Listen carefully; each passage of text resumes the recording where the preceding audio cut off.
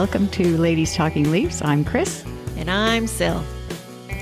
Oh, it's been a great month of November for our Leafs. When we're recording this podcast, we're still in November, just before the Ducks game. And the Leafs have a 6-game win streak on the road and are 11-2 in November. The 11 wins is actually a franchise record, so that's pretty cool. And tonight they'll be going after win number 7 on the road, and that will also be a franchise record. So yeah, we're doing good.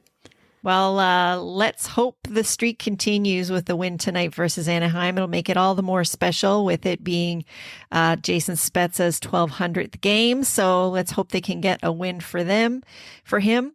And according to Austin Matthews, the player dress code has gone back to suit and tie, and that may be why they're winning. So hopefully they dress to the nines tonight and get another win.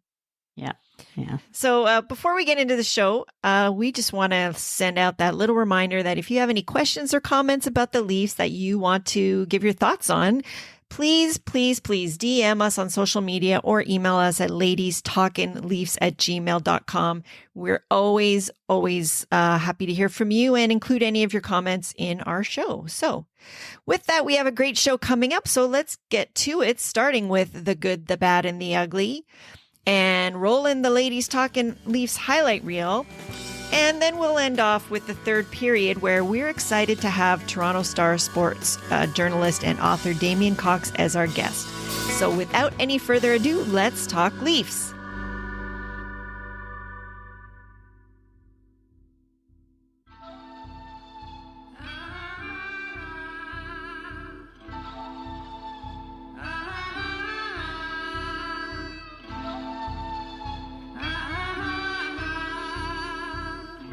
Okay, the good, the bad, the ugly. So my good actually is Wayne Simmonds. So yeah, he's, as Sil mentioned to me the other day, he's been in our doghouse a little bit over the past little bit. And yeah, so he was actually, what I think turned it around was when he was a healthy scratch against the Sabres. Ever since that happened, that kind of, I think, surprised him. And yeah, he's just been He scored the game-winning goal versus the Sharks the other night, which was finally he got that goal, and yeah, he's been making some slick moves with the puck, and the opportunities to score have been there over the past couple of weeks. He just haven't been able to put it in until Friday night. So, and the other thing I think too, which we didn't mention, I think it was just after we released our last show, but they got Kyle Clifford from St. Louis, and I think that because he's basically a similar style, let's just say, to Simmonds. I think that kind of internal competition, it kind of got the fire going again to the Wayne train. So yeah, so he's my good. Oh, I definitely agree with that. That's actually a really good point about Kyle Clifford, and that maybe, the timing of this is that's why it's always good to have internal competition, because you need somebody pushing you to, bring out the best sometimes. And yeah, I agree. Wayne Simmonds has been playing much better of late, and glad to see that he finally got on the scoreboard as well. Yeah, and it's good to have, I think, Kyle Clifford too, because in case of injury, because we know Simmonds has gotten injured before. And in case of injury, getting closer to the playoffs, we need that style of player, that gritty player that has experience. That it's good to have that in the lineup and the internal competition, obviously. But what's your good, Sil? So my good is Austin Matthews, but not for the reasons that we all might think. My good is basically not just Austin Matthews, but mic'd up Austin Matthews. I thought that was amazing how they had him set up with the microphone, and seeing his and hearing his reactions to things. Yeah. This is something that I think the NHL needs to do more of. I mean, we often see this kind of thing during All-Star game festivities, that type of thing. But just seeing it in like a regular game situation where they're not kind of on, performing like they would in an All-Star game situation. I thought that was great fun. And I mean, we see his personality with his celebrations and things like that. I want to see more of that. So I love that. Yeah, no, that was cool. I liked the way he was the one that pointed out that Nick Ritchie did the screen on the goal sort of thing. He's trying to showing that he's trying to support the teammates, all of them, and so that's good to see. And yeah, I just wonder how they language wise, like I guess how they I guess they choose obviously their spots and right. and how to like clip the right spot sort of thing, or to get it in the right area. But yeah, no, I think it's great for fans to see that like the in-game action. Definitely. Like we get so little access to players nowadays, and especially too, Twitter or social media is a vehicle that a lot of people use. It's not the best vehicle for them to use because they get just way too much abuse. But this is a one-way,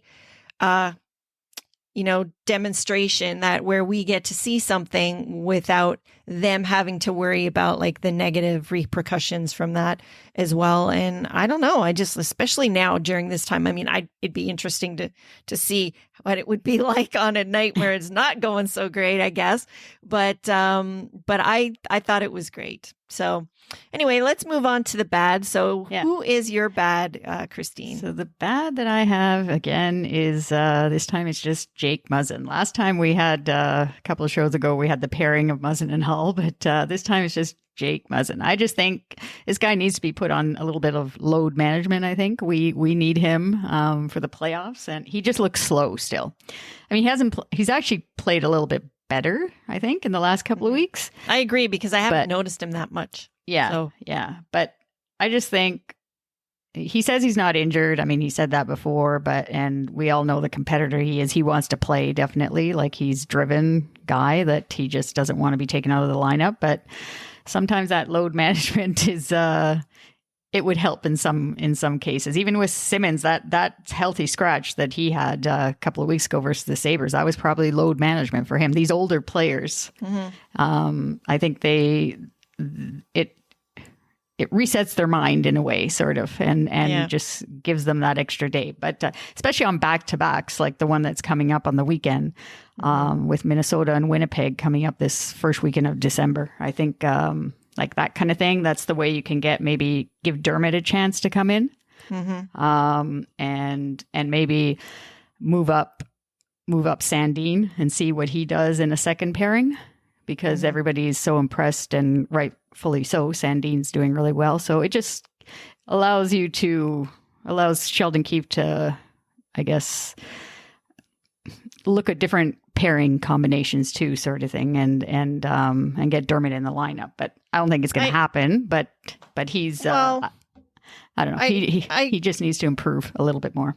I do agree that, I mean, they've done such a great job with Spezza, with managing his minutes and stuff. I don't know why they couldn't do the same, with some of these guys. Their time. He plays an important role. Obviously, he plays penalty kill. So that's the thing. It's like his time on ice is a lot higher, and it's against a lot tougher, more opponents. difficult.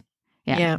So having a complete game out would be, I mean, I think it would probably take buy-in from the players to basically realize that just because they're being taken out, it's not a punishment, because that is the number one way that coaches dole that out. So it's their first thought, because throughout their playing days, whether they were in Pee-wee hockey or in the NHL, that these punishments are doled out that way, right? Yeah. So to kind of get their head wrapped around that we're doing this for you, not against you.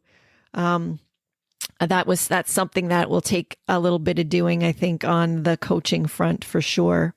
Yeah. Mm-hmm. Yeah. And, so anyhow, from what I know, Sil doesn't have a bad. I don't have a bad. Because it's been a pretty good couple of weeks. I normally say Engvall, but Yeah. I can't really say that right now because he's actually played pretty good on this stretch over on the West Coast. So I'm going to give him a little bit of a break, and I'm not going to dig in on him in my bad this time around. So I don't really have anything bad to say. I mean, what can you say bad? Things are going pretty well, and they're playing great right now. So yeah. Yeah, and also we both don't have an ugly, No. which means we have a lot of options for the Ladies Talking Leafs highlight reel. So let's roll it. All right.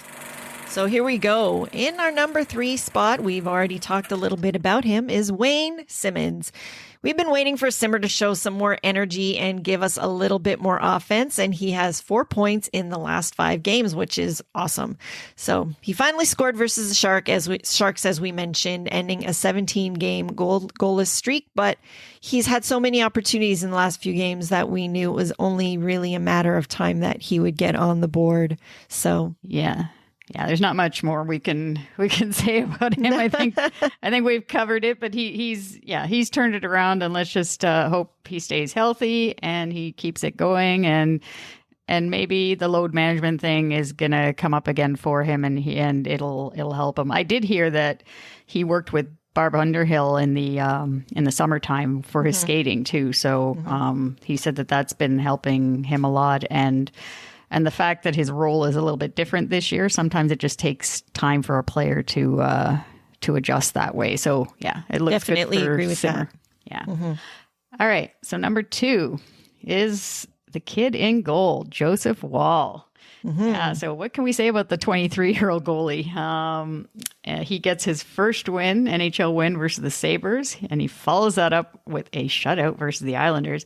And then he has a really strong game versus San Jose and gets another win. The last Leaf goalie to win his first 3 starts, this really brought me back, was Damien Rhodes.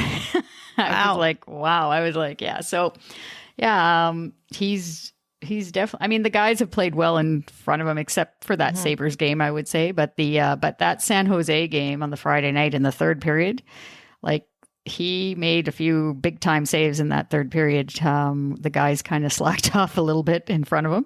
But what'd you think of? Oh, I definitely agree. And I think that I love, it's bad for Mrazek. I'm not sure if he's ready to come back or what's the story there, but I think that this is super important because if you look around the league at teams that have a number 1 starter kind of thing, they are grooming their younger, in-house talent to back up and then one day ascend. And the thing is we've got some young guys in the fold for goaltending, and we need to see what they have. And you're not going to see that, with, bringing them up every now and again. I think that you also need to fuel his confidence, because if he's just sitting on the bench and he doesn't get any time, that's not going to do much for him if he goes back down to the Marlies. This is just going to pay off dividends down the road for building his confidence. And then when he goes down there, he's going to be able to build on it. So I think it's fantastic that this is happening. Yeah. Yeah. And it gives us Sheldon Keefe and the team basically the option, like in the playoffs, if there's some injuries that happen, at least you're not looking at Hutchinson. No, and you know that this guy's going to give you good minutes. So you have confidence. Yeah. All right. 100%. All right. So number 1 on our highlight reel is John Tavares, JT. Back in episode 4, we said we wanted to see more from our captain, and he has certainly delivered over the last couple of weeks. I think we can both agree. So as of Sunday, before the Ducks game, he is leading the team in points with 20, 10 goals, 10 assists, which basically is that not his career in a nutshell? Exactly. Like, totally. Yeah. He's been responsible for all 3 zones, and he's going into the dirty areas in front of the net where we are very accustomed to seeing him in the past. So he's looking like he's feeling good, playing great. I'm pretty happy. And as Austin Matthews says, that, he loves him too. And so do we. Yeah. Yeah, no, JT just seems to be a little bit quicker onto the puck and Hmm. getting into the corners and coming out with the puck and making plays in tight the way he always does in front of the net. And he's fifth in the league in face-off percentage at 59.9%. So he's doing good that way as well. So yeah, he's our captain's definitely giving us what we wanted. He's listening to the show, basically. Yeah. Okay, so with that, we're going to move on to our final segment, the third period, where we have a special guest. So we're honored today to have a special guest with us for our segment, The Third Period. For over 30 years, Damien Cox has been a sports journalist with the Toronto Star. He's a broadcaster and he's also an author, having written a few books, including one called A League of Our Own, the story of the NHL's first all-Canadian division, which he co-authored with Andrew Podnieks. So you can find the book exclusively at Indigo, and we're going to talk about it right now. So welcome, Damien, and thank you so much for coming on our show. Well, thanks for inviting me. This is quite an honor, and you guys have been out there stirring it up and getting Leaf fans interested in what you have to say for a while now. So I'm excited to be part of it. Well, thank you so much. You. We are actually really thrilled and honored to have you. So we're going to get into Leaf talk. Don't worry, because that's what we do around here. But before we do that, we have some questions for you about the book. So the book highlights the unique 2020-21 NHL season and tells stories past and present of the 7 Canadian teams. What audience are you, who did you really write this book for? What audience are you hoping to attract with this book? Well, I mean, really, it was written for Canadian hockey fans and designed in such a way that there would be something there for fans of all 7 Canadian teams. That was sort of the idea, because, I mean, there had never been an NHL Canadian division. Well, there had been something called the Canadian division, but it had always had at least one American team in it. So never before had there been a division made up in NHL history of just Canadian teams. So that was interesting in and of itself. We're in the middle of COVID, which is what created this unique situation. And I think what we wanted to mine was kind of the relationships between the 7 Canadian teams, not just currently, but their history. And you know, what does Vancouver have in common with Winnipeg, and what does Montreal have in common with the Edmonton Oilers, and of course, you know, Toronto being one of the sort of the 2 ancient teams along with Montreal. And so it was kind of ambitious what we were trying to do in terms of linking it all together in one novel season, but hopefully it turned out all right. Mm-hmm. Yeah, definitely.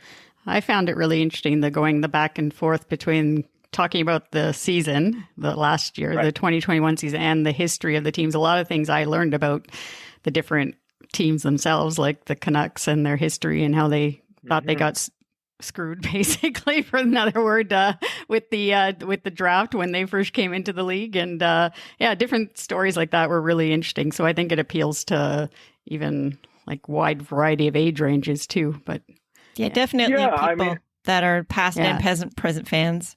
Yeah. Yeah, I mean, and something you always wonder what is of where you fit in the demographics of hockey fans, and I always kind of chuckle when someone tells me about, well, what about way back, right in 1999. 1999. I've been watching the league for 30 years by 1999, and so each team has 2 chapters, and so tried to do something much older. So with let's say the Winnipeg Jets tried to do something on the history of Winnipeg getting a franchise and of hockey in Winnipeg, the host of the 3rd game of the 72 Summit Series, and then later on when Winnipeg lost their team to Phoenix. And so tried to keep that pattern up with each and every team. I hope it's not too confusing, and I hope people follow it. But, it really does, I think. I mean, that was the basic issue, was that this, to me, was a historic season. And if you're going to write about a historic season, you need to have elements of history connected to it. So that was the idea. Yeah, obviously you need to have that context. So, go ahead, Chris. So the next, we are a Leafs show here, obviously. So I picked out something that you noted in the book where you mentioned Austin Matthews and the incident he had with the female security guard in Arizona in 2019, which nobody now remembers anyways. It doesn't come up. I haven't heard it until I read this in the book. And but do you believe that Matthews was the first choice for the Leafs to be the captain? Do you think so? Oh yeah, absolutely. And, I mean, even this year, I wrote a column for the Toronto Star earlier this year, not saying that John Tavares shouldn't be captain, but, wondering whether he was the right choice for captain. I mean, Austin Matthews is the leader of that team. Yes, But sometimes the leader of the team isn't always the captain.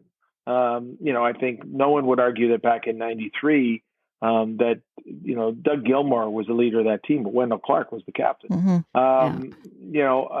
In this case, I mean, who knows? It may turn out all right in the end. I think ultimately, assuming Austin Matthews eventually signs a long-term extension and plays for the Leafs for another decade, ultimately he will be the captain. But it is just a letter, and it's funny the way things turn out sometimes. And it may well be that sparing Matthews the extra responsibility of being captain because of circumstances and the way it happened, spurned him to do all the things he did last year, lose that weight, get in great shape, and then win the Rocket Richard Trophy, and ultimately may make the early part of his career a little less pressure filled, if that's possible in Toronto. So sometimes even the events that go funny turn out well for both the player and the team. Yeah, I definitely agree. And it's possible that it just wasn't the right time for him yet either. Right. And maybe the accolades that he's going to achieve, maybe that's actually better for him to do now without the C, and it could make him a better captain down the road. Right. I mean, look at, I don't think it's that, and not just because they're both Americans, but it's not that hard to look at comparisons between Austin Matthews and Jack Eichel. Mm-hmm. Jack Eichel got the captaincy very early, all the responsibility that went with him. And then ultimately, as the team went sideways and didn't work out, I'm not sure he had the individual maturity or the ability to hang in there. And then, of course, the injury and everything else went from there. So, I mean, it's funny, this naming 20 and 21 and 22-year-old players captain is a relatively new phenomenon. I don't know who started it. I think it might have started with Sid, actually. Yeah, it used to be back in the day that you had to have paid your dues for a significant period of time. I don't know how old Darryl Sittler was when he took over from Dave Keon, but I think he probably would have been 23 or 24. So asking these young guys to be captain, have these incredible salaries of $10, $11 million, and then do all that's necessary to do to grow up, live in a big city, and perform every night, you're asking a lot. And maybe with Jack Eichel it didn't work, and maybe by the flip side, I mean, you watch Austin Matthews play every night, and you think this is a guy who's pretty comfortable and becoming more comfortable in his own skin. Yeah, definitely, absolutely agree. Okay, we're going to switch gears a little bit here. Still Leaf related. Are you surprised we picked out all these Leaf things from your book? Anyway. I expected it. So you noted a couple of Leaf players that had big roles as part of Team Canada in its history. So Paul Henderson scoring the winner in the 72 Summit Series, Darryl Sittler scoring the tournament winner in the 1976 Canada Cup. Do you think any of the Leafs will make Canada's Olympic team coming up for the Beijing Olympics? And if so, who do you think is going to make the biggest impact? No, isn't that interesting? Well, I mean, the obvious one is Mitch Marner. And that's easier to talk about today after he scored 2 goals last Yeah. night. But Yeah. I mean, he's certainly a candidate. Yeah. He's going to be right there. I think Jake Muzzin has been involved before. Will he be a candidate this time around? Hard to say. And beyond that, I mean, John Tavares has also been, a key part of Team Canada in years past. Will he? I mean, we've got so many good young players in the game right now. Totally. So Yeah. I think they'll be candidates. I think as a whole, the Leafs could end up with quite a few players playing in the Olympics. Jack Campbell for the Americans, Austin Matthews. You think Jack Campbell will get consideration now? Well, he would have to. Yeah. I mean, he's so good right now. Yeah. He would have to get consideration. Now, how serious that consideration is, what's going on with Team USA is a little bit up in the air because of Bill Guerin's situation. There's a lot left to be figured out there. And you know what? The Americans have a lot of great players too, but when you have a player who's putting up numbers like Jack Campbell is, someone has to pay serious attention. I agree. Even if he's like the third goalie, I actually think that having our players going to the Olympics, like on various different teams, like you said, we're going to have a lot of players that do end up on teams throughout all the different nations. I actually think it could be a really good thing for us going forward, barring any injuries, knock on wood, going Let's hope into the the Olympics second half go of the season. Yeah. Let's hope that's the the other Olympics thing, right? happens with what's been going on. But I just was hearing that on the radio too. But I suppose. I mean, I think it's always surprising and hard to predict what players will get a benefit out of being in the Olympics and what players don't. I mean, it's a long way to go. Yeah. There's going to be jet lag involved.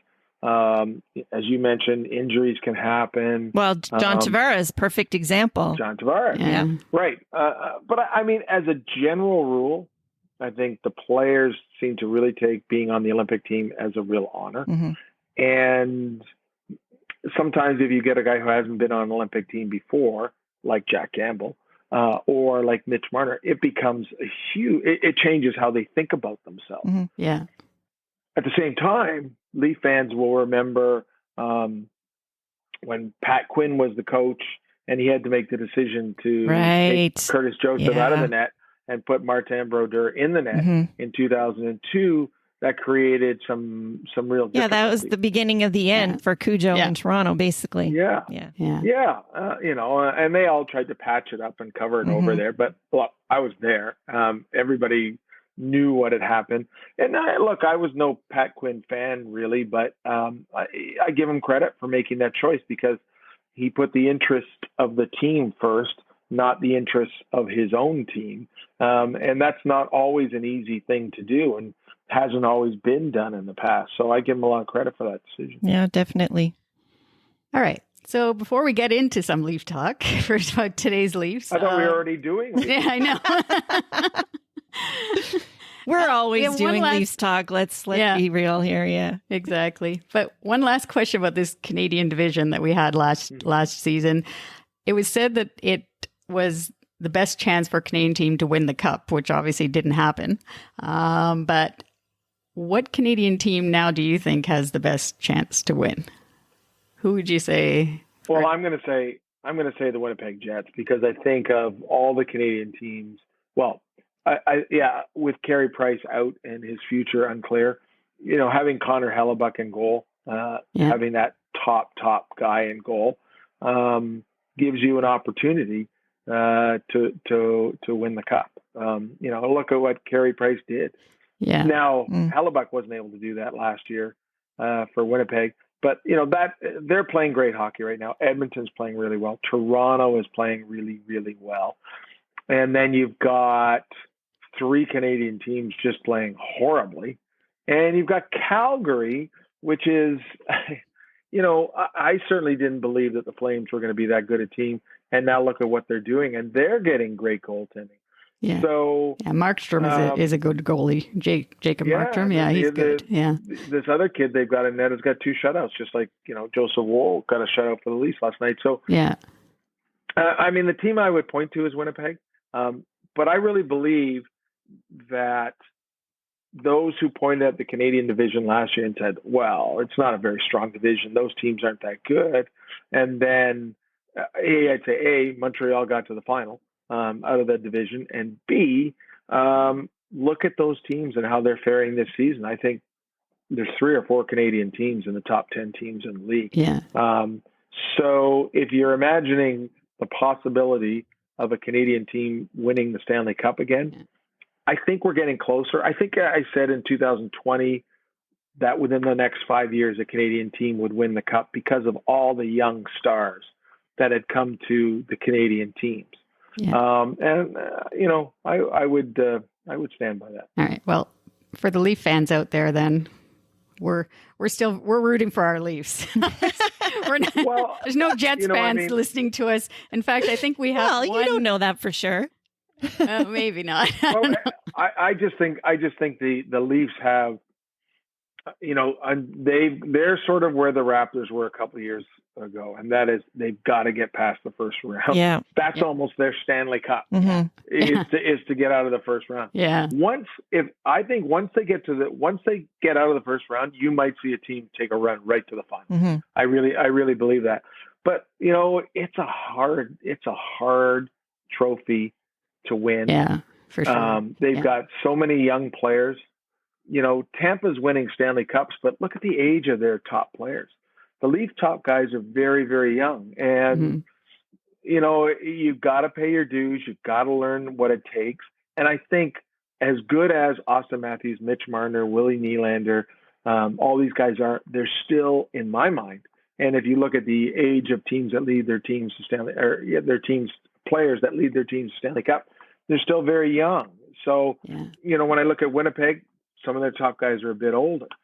So I hate to tell Leaf fans they might have to be a bit more patient, but you might have to be a bit more patient. We've waited this long, so we may as well wait a little longer. And just to add to that point, since we're talking about the Leafs, I live in a house full of Leaf fans. Mm-hmm. And I had this conversation with one of my kids the other day, and I said, I think, you're now in a situation where you've got a good team year after year after year after year. Now, the playoffs are a huge disappointment. I get that. But I think what they're doing now is so much more preferable to having one great season, come out of nowhere, make a run to the Final Four, and then be right back down again. I think this is the first time since the mid-1970s that you've got a team with real stability, at all parts of the organization.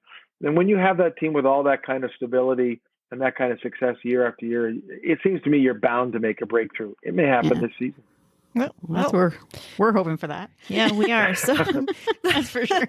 So with that, let's just get into like a little bit more Leaf talk, current Leafs right now. So closer to the beginning of the season, we read an article you wrote about the Leafs around the time when they played Chicago, which turned out to be the game where they kind of started to turn things around. So in the article you wrote that something felt wrong and uninspiring about Keefe's team. So now that they are playing better, has your mind changed at all on this? Well, I mean, I still think, what I was trying to get at was that there seemed to be a loss of connection between Leaf fans and their team. Leaf fans. And we've discussed that also on our show too. Yeah, that they're looking at this team going, we don't necessarily believe in what you're doing anymore. Mm-hmm. And we don't, Now, since then, I think what's really fascinating is you've got a Leaf team that has kind of changed personalities a little bit. You look at the top 20 scorers in the league, there's no Leafs in there. Mm-hmm. You look at, they're in the bottom third of NHL teams in terms of scoring, but now they're in one of the top teams defensively. I know. Their penalty kill I just saw today is like third in the league. Yeah, Who would have thought? And look at Joseph. So they go on the road. Yeah. play the Islanders last night, play a rookie goalie. He only had to face 20 shots. Mm-hmm. And to me, that's what that is showing, is a team that is recognizing that the way they were playing before, that was causing this lack of connection, maybe between fans, of whether this was all going in the right direction, that there's now an understanding, look, there's got to be a different way to go about this. And that you're seeing, so often when teams struggle defensively, the goalies get the blame, the defensemen get the blame, and the forwards just sort of get off scot-free. You need that connection between the forwards and the defense playing both ends of the rink. And I think what we're starting to see is more of that, which is why you're seeing Jack Campbell's numbers. God bless Jack Campbell. He's playing great. But there have been a few nights where he looks like he's barely getting any shots. Mm-hmm. I think this is a vastly improved defensive team to this point in the season. Mm-hmm. And I think they're playing a style right now that a lot more Leaf fans are going to trust might have a chance of success next spring.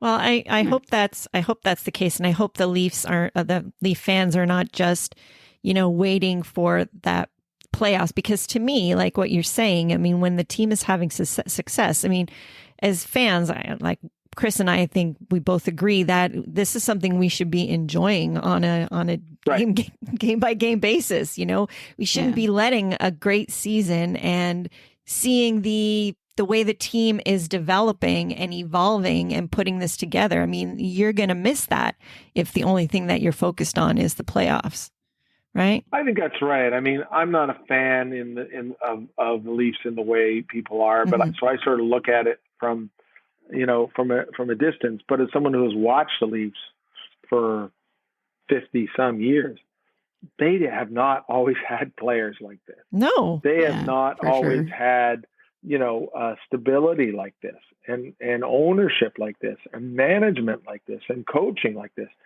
You don't hear people, as once was the case, of whether it was all about, if only Ballard would sell the team. No, I know. Well, you don't have that anymore. You've got legitimate NHL stars playing for this team at a high level. One of the challenges they're having is managing the salary cap. Well, they didn't have to do that before. And if you look around the league, I think it's funny, as there are more teams, often it seems to me that the only team some Leaf fans are paying attention to is the Leafs. And if they broaden their perspective a little bit and look at the challenges a lot of these other teams are dealing with, they'll look at their own team and say, geez, we're pretty good. Now, that's not to say, to be a fan is to be passionate and to want to win. And the disappointments of the playoffs in the last few years have been soul crushing. I get that. But I think your point is well made. At the end of the day, yeah, you're a fan, but this is also entertainment. And most of the time, these guys are a pretty good hockey team to watch. Mm-hmm. All right. I'm going to change my question actually from what I wrote down. Because you were talking about team defense and how they have Timothy Liljegren and Sandin as the bottom pairing now. And we've been hearing some rumors that they want to maybe trade Justin Hull or Travis Dermott. But I don't know. The depth on the defense, we've talked about this on other shows. Like, we think it's better that they keep that depth. But do you actually think that Kyle Dubas is good with going with like a bottom pairing defenseman like that? The two young guys are 20 and 21, I think. And basically they were saying to get nothing for Justin Hull and Travis Dermott. I don't know. What do you think about that defense like that? Because you were saying we're strong as team defense, but I guess I'm just not so positive on the young guys yet to go into the playoffs anyways, especially maybe during the regular season, it's fine. But right. Well, and look, I think what the three of us could agree on is that the Leafs are likely to have look different in the spring than they do right now, because they're going to get to the trade deadline and they'll make a move and they're going to do something. And, you look at a team like Montreal, their season's almost gone. Well, they've got a defenseman like Ben Sherratt on an expiring contract. He's going to be out there and available. Now, whether Montreal would trade him to Toronto, I have no idea. But the point is, if they want to change the makeup of their blue line, they're going to have ample chance to do that. right now, I mean, Justin Holl was in the lineup last night. Travis Dermott wasn't. I think they're giving a lot of these guys an opportunity to really make the case for staying in the lineup and, being part of this group. They have a different view on what they want their defensemen to be able to do. And mostly what they insist on is that they be mobile and puck movers and be able to make plays and, be able to get out of their own zone by moving the puck well. And, did that cost them in the first round last year? I'd say no. It's not like the Canadians were scoring tons of goals on them or making their defense look bad. It was the Leafs couldn't score on Carey. Yeah, no, it was they basically couldn't make the adjustments on offense to get the goals is what it was, not the defense. Yeah. And so, one of the ways to attack that problem is to have more offense created from your blue line. Mm-hmm. So you're going to get more offense from guys like Rasmus Sandin and Timothy Liljegren than you are from other types of defensemen. So I think you look at the Leafs, their defense, it's a work in progress in terms of deciding who's going to be there, who's going to be in their top six by the spring. I think they've got pretty good depth, and I think it's starting to show up on a nightly basis with their defensive record. All right. Okay. Well, I think we're going to move on. We're going to do something a little different with you now. So, as you know, this is a show for fans. We know that as a journalist, you're supposed to be impartial, but we thought it would be fun for us and our listeners to get to know Damien Cox, the fan. So we have a little quick Q&A for you if you're game. All right, I'm game. Okay. Shoot. Take it away, Chris. Well, don't literally shoot. But No. shoot. All right. So I think you already know this question, but who's your favorite hockey player growing up and your favorite team? Well, I mean, David Keon was my favorite hockey player. And I remember being out playing road hockey, and, that was a big thing. Who was playing in the game because everybody wanted to be David Keon. And so, he was certainly the guy. I mean, the only games we saw, I grew up in Hamilton, the only games we really saw were were Toronto games, and occasionally Montreal games on a Saturday night. So, I mean, they were the team I saw the most. I spent a lot of time watching Hamilton area junior teams, first the Red Wings and then the Finn Cups. Those were teams that I was passionately a fan of. Oh, that's cool. That's a really cool thing to know. Okay, so you may or may not know we have a segment that we call On the Road with Chris and Sil. We like to go on road trips following our favorite team. So our question for you is, do you have a favorite road rink that you visited? And if so, do you have a favorite restaurant in that city?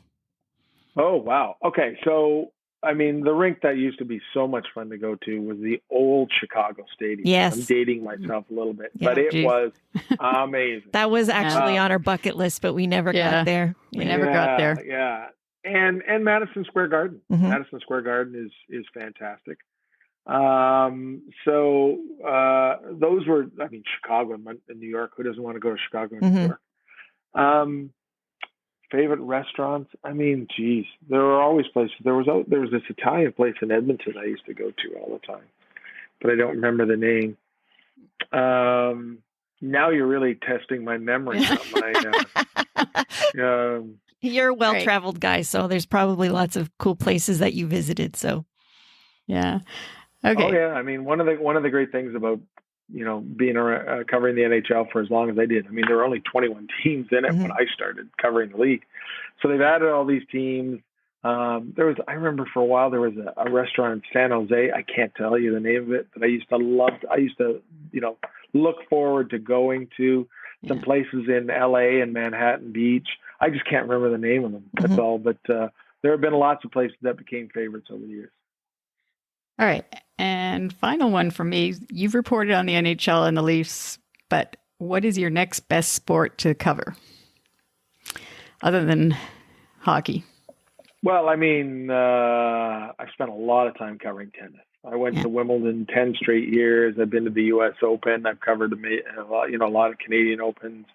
Had an opportunity, I mean, during a golden era for tennis with Federer, Nadal, Djokovic, Murray, guys like that, and then the rise Wow. of Canadian tennis as well. So, Yeah. that's been and been able to cover Davis Cup tennis, for Canada during a period where Canada was really competitive in Davis Cup. So probably tennis. Yeah. All Spent a right. lot of time doing it.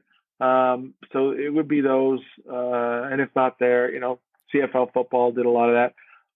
Listen, guys, I've been so blessed over the course of my career. I got to cover so many things in Yeah. different countries around the world. I could never cover another game again, and I wouldn't say I was shortchanged. I've been really, really lucky.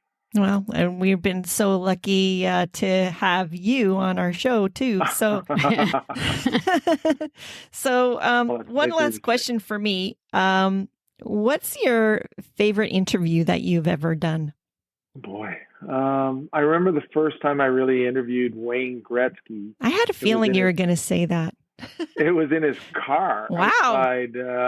outside the LA practice rink. And so, over the years, Wayne was always accommodating to me. There were lots of media people who were a lot closer to him than I ever was, but he was always accommodating to me. Even for my last Leaf book, the one I did on the '93 season, he was great for that one. Mm-hmm. So, that's one that sticks out in my mind. I remember my first, before I was even covering the Leafs, it was the '87 Canada Cup. And I ended up at the Connaught Hotel in downtown Hamilton interviewing the head coach of the Soviet Union, Viktor Tikhonov. Mm-hmm. And that was a memory that's crazy. How did I end up doing that? I remember the one Olympics, Matt Sundin, and by that point had covered him for a long time. And something, I can't remember the exact scenarios, but basically there was a mob of people waiting to talk to him, and it was in the mix zone, which is basically a mob of people. And he saw me and then came over and gave me a bit of time, knowing that I was a Toronto guy that he knew well. And before he went on, did that. And that always stuck in my mind of what a gentleman he was, and how, on teams he was on, I didn't always write the nicest things or the nicest things about him. But, he was a guy who, when you get the respect of somebody like that, you feel like it's that you've kind of been doing it the right way for a long, long time. So, those are just a couple I remember, but oh my goodness, there have been so many. That's one of the things I've really enjoyed about doing the job over the years was not so much the ones that came after games, because often they're the least interesting interviews, but really being able to sit down with someone and talk to them and, get their point of view on things. It's a great part of the journalism that we do. Yeah. Well, that's great. Yeah, you definitely have a long careers with lots of people you've talked to. You can't remember everything, obviously. I have no hair. No, I'm all gray. Look at me. I've been around a while. Oh my God. Yeah. So thank you, Damien, for joining us and giving us the opportunity to talk about your new book, A League of Your Own, A League of Our Own, the story of the NHL's first All-Canadian division, which again is only available at Indigo Books. And for our listeners and followers, with the holiday season coming up, Damien's been kind enough to offer us a copy of his book, which we are going to include in an up-and-coming giveaway for one lucky person. So be sure to follow us on social media and stay tuned for details on that. As a reminder, we are on Twitter, Instagram, and Facebook, and our handle is at LTL1917. So Damien, thank you again for coming on our show with us. We cannot thank you enough. It's been such an honor to have you. And we've really enjoyed this time talking about your book and all of our questions answered on Leafs. Yeah. Well, I can tell you the honors it's been all mine. I've been watching you guys for a while. I think it's really cool and unique what you're doing. And all I can say is I look forward to joining you again someday. Thank you. We will definitely have you on, because it seems we have a lot that we can still talk about and cover. So yeah, except next time I get to ask the questions to you guys. How's that? I'm more of a question asker than an answer. Well, we actually had a lot of fun turning the tables on you then for today. Yeah. So thank you so much, and we will talk to you again. Sounds great. Thanks. We would like to thank Damien so much again for joining us for the third period. And now we would like to highlight what's coming up for our Leafs. Yeah, so over the next couple of weeks, with the exception of Tampa and Chicago, we haven't actually faced any of the teams. So it's going to be interesting. We got Nazem Kadri and the Avs coming to town on Wednesday, which is when we release this episode of the podcast. Kadri, I was looking it up before we came on the show. He is on a heater. I think he's fifth from what I saw there in league scoring. So that's really good. He has 27 points. And and then on the road, we go on the road this weekend again. We have back-to-back with Minnesota on Saturday night and then Winnipeg on Sunday. So that's going to be a situation where Joseph Woll, I think, gets in again, depending on how Mrazek... I don't think Mrazek is going to be back in time for the weekend. But, yeah. And then the week after that, we come back home to face Columbus, Tampa, and then Chicago on the following Saturday night before heading out on the road again. On the road again, yeah. So it's going to be interesting to see what happens in the next couple of weeks with Travis Dermott, who hasn't played in 4 games now, and not sure if he's going to be dressing versus the Ducks in Anaheim. And there's also Ilya Mikheyev, the soup man, who should be coming back soon. He's been skating quite a bit over the last couple of weeks from what we've heard. And that means a forward is going to have to come out. So in order to give him an opportunity. So I wonder if there's any chance that there could be any moves in this next little block, because they're going to have to do something cap wise and personnel wise for sure. Yeah, so it's going to be a busy couple of weeks ahead, and you can stay updated on everything to do with the Leafs by following us on social media, on Twitter, Instagram, and Facebook. Our handle is at LTL1917. And another way to connect with us is at Ko-fi.com. You can follow us there, and if you choose to, you can also support us by buying us a coffee. Any donation goes towards helping us produce the show and making it even better for you. You can find the link to our Ko-fi page on our show notes or in any of our social media profile pages. So as always, thank you to our healthcare workers and everything that they do. Thank you for listening, and please follow or subscribe to the podcast on Apple, Spotify, or your favorite app. And we're also up on YouTube as well if you want to check us out there. Stay safe and well, everybody, and we'll be back in a couple of weeks. Go Leafs, Go Leafs, go!